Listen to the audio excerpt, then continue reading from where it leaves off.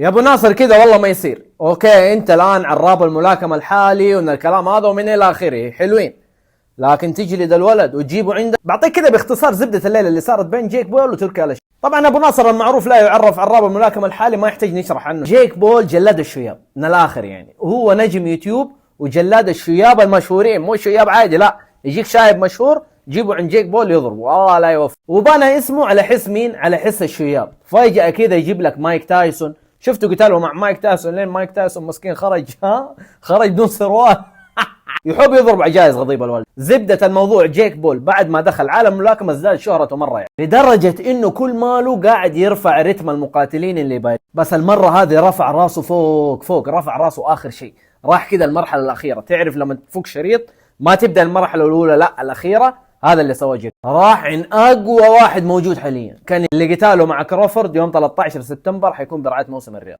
جيك بول اتفق مع كانيلو، تخيلوا يا عيال، اتفق مع اقوى واحد في عالم الملاكمه انه يتضارب، ولا اوقع عقد الاتفاق وكل شيء كان تمام. الين دخل مين؟ دخل المعلم، دخل الباب. تعال يا واد تعال. ايش القتال ده يا واد؟ ايش المسخره دي؟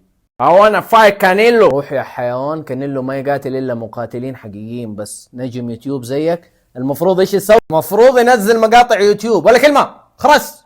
روح العب مع مستر بيس. جيك بول صار يهاجم كانيلو، صار يقول له انت كل فلوس وانت وانت وانت، بس طبعا ما قدر يهاجم تركي آل الشيخ لانه عارف انه ما يقدر، لانه تركي آل الشيخ مدرك عالم الملاكمه حاليا ومو من صالح جيك بول يلعب معاه. في النهايه تركي آل الشيخ فاز بالليله كامله وخلى كانيلو يوقع 4 قتالات عقد مع موسم الرياض، وربي معلم ابو ناصر. طبعا لا حد يصدق ضربوا ما ضربوا الكلام اللي قلته في البدايه، لكن تركي آل الشيخ ذكي، عارف انه جيك بول مروج مره ممتاز فجابه وممكن يضمه معاه، وهذه خطوه ذكيه لانه الولد هذا تكرهه ولا تحبه الادم اللي يعيب. بس والله ابو ناصر رهيب، طقطق عليه ما ادري في تويتر. في النهايه تعال خلينا نصور معك والاسبوع الجاي ملك الباوند فور باوند، اعظم مقاتل الان موجود في الساحه، يوسيك حيلعب مع مين؟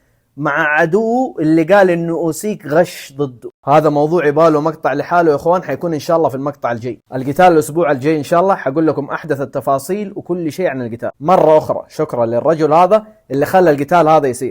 اعطونا اراءكم يا اخوان، من حيفوز؟ فولو لايك اذا حابب تعرف كل جديد في عالم القتال، والسلام عليكم.